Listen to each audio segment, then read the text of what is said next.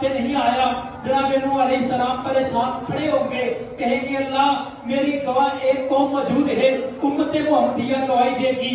پیارے پیغمبر علیہ السلام نے فرمایا اللہ میری امت کو بلائے گا، میری امت آ کر کے گواہی دے گی، اور اللہ پوچھے گا آپ کس بات کے اوپر گواہی دیتے ہیں، اور وہ کہیں گے اللہ ہم نے قرآن میں پڑھا تیرے سارے کے سارے نبی جو ہے اپنی بات کو اپنی امت تک پہنچا چکے ہیں، اللہ ہم گواہی دیتے ہیں نوح علیہ السلام نے تیری باتوں کو تیری امت تک پہنچا دیا۔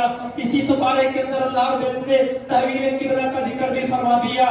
جب پیارے پیغمبر علیہ السلام مکہ طیبہ مکہ مکرمہ کے اندر موجود تھے، آپ بیت اللہ کی سمت کھڑے ہوتے کہ بیت اللہ کی طرف بھی منہ ہوتا، آپ اسی سمت بیت المقدس کی طرف بھی منہ ہوتا۔ جب آپ علیہ السلام مدینہ طیبہ میں پہنچے، مدینہ طیبہ میں پہنچتے ہوئے پیارے پیغمبر علیہ السلام کی جہت بالکل الٹ ہوئی، جہت بالکل مختلف ہوئی۔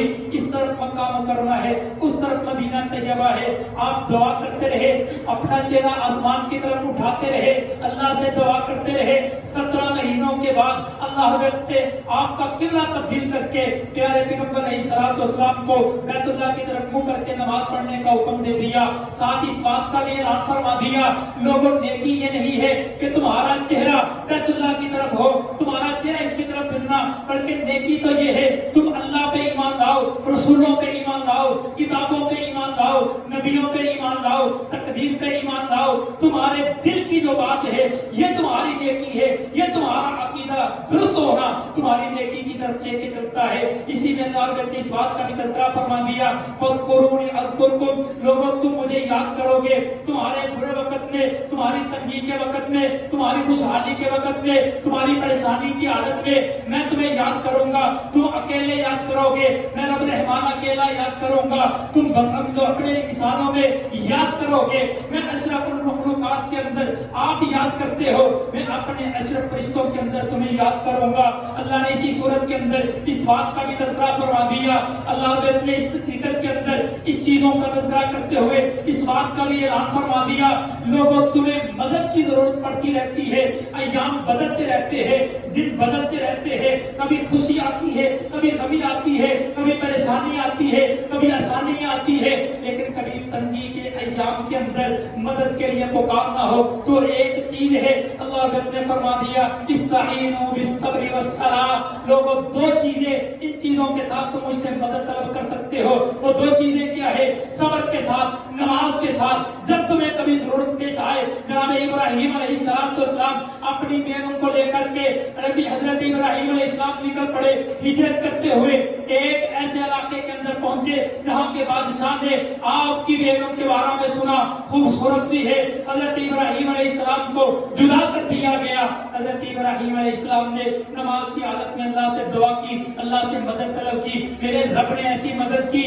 پھر یہ طائب ہو کر کے مسلمان بھی ہوا، بلکہ سیدہ ہاجرہ آپ کو گفٹ میں بھی دی، آپ کو لونڈی کے طور پہ بھی دی، کہا کہ آپ کے لیے آپ مجھے نیک محسوس ہوتے ہیں۔ اسی صورت میں اللہ رب نے اس بات کا بھی تذکرہ فرما دیا لوگوں یہ بات یاد رکھے اللہ رب تمہیں آزمائے گا، وَلَنَبْلُوَنَّكُمْ بِشَيْءٍ مِنَ الْخَوْفِ وَالْجُوعِ وَنَقْصٍ مِنَ الْأَمْوَالِ، اللہ کبھی مال دے کے آزماتا ہے، کبھی مال لے کے آزماتا ہے، کبھی اولاد دے کے آزماتا ہے، کبھی اولاد لے کے آزماتا ہے، لیکن تم میں سے صبر کرنے والے کامیاب ہیں۔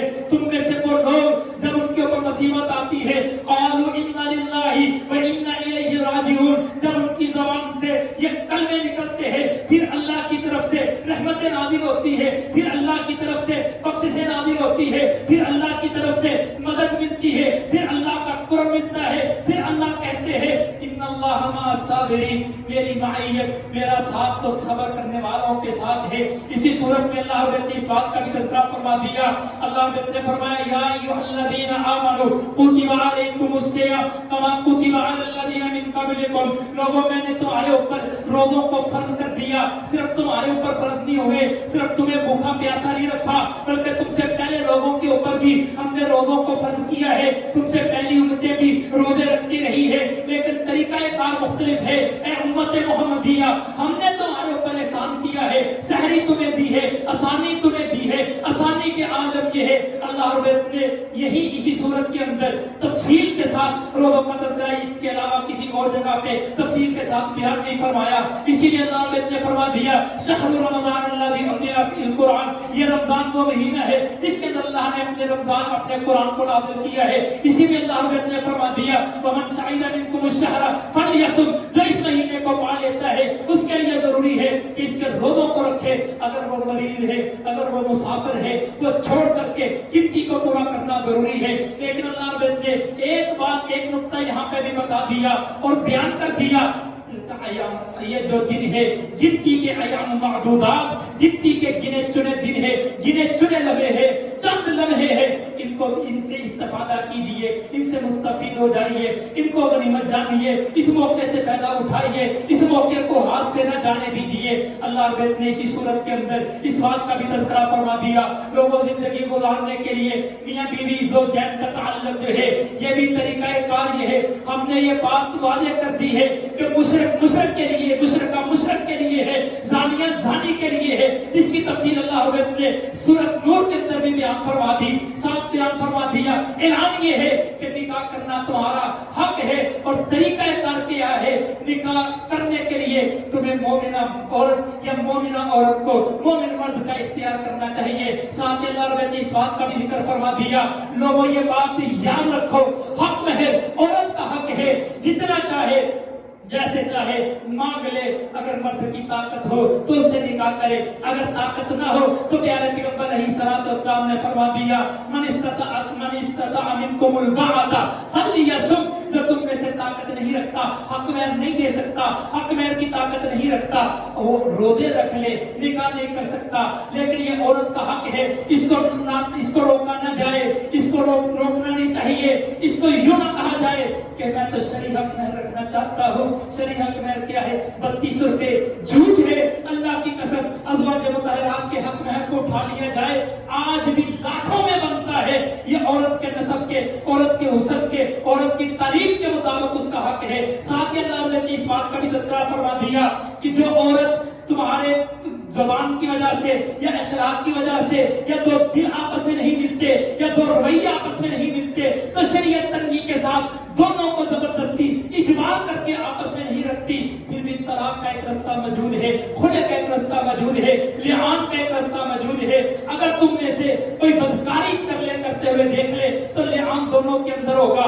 خلع تم لے سکتی ہو, مرد طلاق لے سکتا ہے, لیکن طلاق کا بھی طریقہ کار ہے. اب طلاق مرتان, طلاق 2 مرتبہ ہوگی, تیسری مرتبہ تمہیں اختیار نہیں ہوگا. یہ اگر تم چاہتے ہو اس کو رکھنا چاہتے ہو اچھے طریقے سے رکھ لو, چھوڑنا چاہتے ہو اچھے طریقے سے چھوڑ لو. لیکن طریقہ کار کیا ہے؟ غصے کی حالت میں آئے اور ایک ہی وقت کے اندر اپنی زبان سے طلاق کی فائد کر دے, یہ شریعت نے اس کا حکم نہیں دیا. یہ مسائل کو سمجھنا اس قدر ضروری ہے.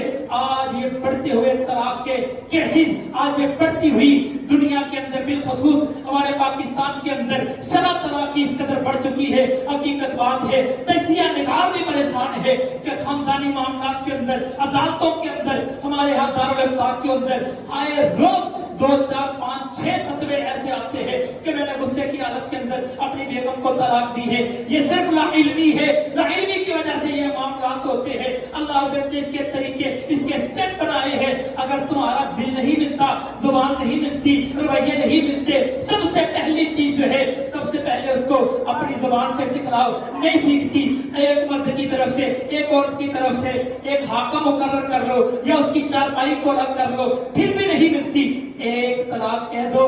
اس طلاق کے بعد بھی رسول اللہ صلی اللہ علیہ وسلم نے فرمایا ہے عورت بن سمر کے خامد کے پاس رہے تاکہ وہ رجوع کا اس کے پاس حق ہوتا ہے. لیکن 3 بار چانس جانے کے بعد اللہ نے فرمایا اب ایسے مرد کے لیے جائز ہی نہیں ہے کہ جو 3 بار ایک عورت کی عزت نہیں کر سکتا, ایک عورت کو سمجھ نہیں سکتا, ایک عورت کو رکھ نہیں سکتا.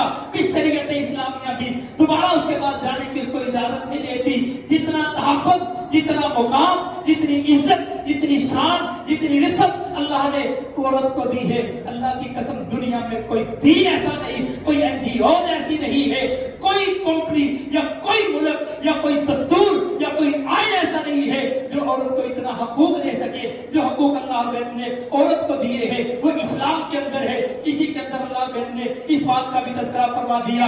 हज के मकामात, हज के तरीके अल्लाह ने इजमाली तौर के ऊपर उनके कवानीन का जिक्र अल्लाह ने सूरत बकरा के अंदर बयान फरमा दिया, तफसीली तौर पे सूरत हज के अंदर भी बयान फरमा दिए, सूरत निसा के अंदर भी अल्लाह ने जिक्र फरमा दिए। इसी सूरत में, इसी बारे में अल्लाह ने इस बात का भी तज़किरा फरमा दिया, लोगों जब तुम आपस में कोई लेन देन के मामले करते हो, वो भी अल्लाह ने सूरत बकरा के अंदर उसके कवानीन भी मुरत्तब कर दिए, उन चीजों को भी अल्लाह ने सूरत बकरा के अंदर बयान फरमा दिया। आखिर में चल के अल्लाह ने इस बात का भी बयान फरमा दिया, लोगों जिहाद तुम्हारे ऊपर जरूरी है, हमने किताब को तुम्हारे ऊपर लिख दिया है, जो किताब को छोड़ोगे तबाह बर्बाद हो जाओगे, जिहाद को छोड़ोगे ज़लील और रुसवा हो जाओगे, जिहाद को छोड़ोगे लोगों की तरफ देखना तुम्हें पड़ेगा, जो जिहाद को संभाल लेगा अल्लाह की कसम इज्जत रिफत बुलंदी अल्लाह ने इसके अंदर रखी है। आज भी लोग आप देखें जहां जहां से मुसलमानों ने जिहाद को छोड़ा है वही वही ज़लील और रुसवा हुए हैं। जिस कौम ने जिहाद को पकड़ा है, आप अमेरिका को ले ले, आप यहूद को ले ले, आप इसराइल को ले ले, वो जिहाद के अपने मसलक के मुताबिक वो जिहाद को किस कदर करते हैं, आज पूरी दुनिया के ऊपर हुक्मरानी वो करते हैं। अगर जिहाद को मुसलमानों ने पकड़ा था, जनाब उस्मान, जनाब अली, जनाब हज़रत उमर और हज़रत रज़ी अल्लाह तआला अन्हु, चारों खुलाफा के दौर को देख लिया जाए, पूरी दुनिया के ऊपर आज भी गैर मुस्लिम इस बात को लिखने के ऊपर यह मजबूर है।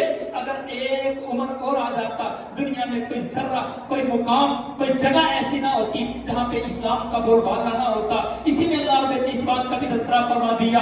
अल्लाह फरमाते हैं, हम तो कभी तुम्हें चीजें लेकर के आजमाते हैं, कभी ज़ियादती लेके आजमाते हैं, और तुम्हें बड़ी बड़ी कौमें तुम्हारे सामने आएंगी, तुम्हें ये बात देखने में आएगी, हमारे पास मईशत नहीं है, हमारे पास माल नहीं है, हमारे पास दौलत नहीं है, हम तो IMF के मकरूर है, हम तो फलां चीज के मकरूर है, हम तो फलां पाबंदियों के हैं। लेकिन अल्लाह फरमाते हैं, कितनी वो जमाते हैं, वो तादाद के अंदर थोड़ी थी, लेकिन हमने उनको गलबा दिया है। अल्लाह की हाकमियत के ऊपर, अल्लाह की कुदरत के ऊपर, अल्लाह की मलकियत के ऊपर, अल्लाह की कुदरत के ऊपर जिसका भी ईमान होगा अल्लाह उसी को कामयाबी और कामरानी अता फरमाएगा।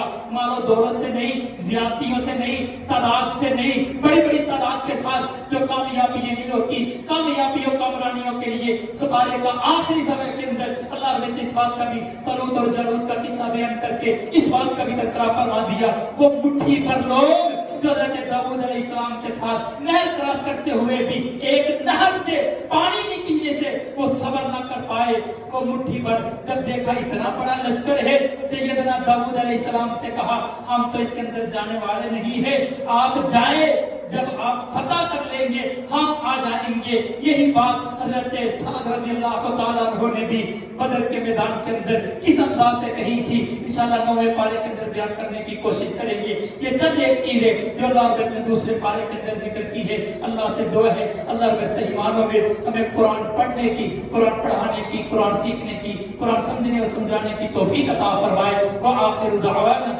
अल्हम्दुलिल्लाहि रब्बिल आलमीन।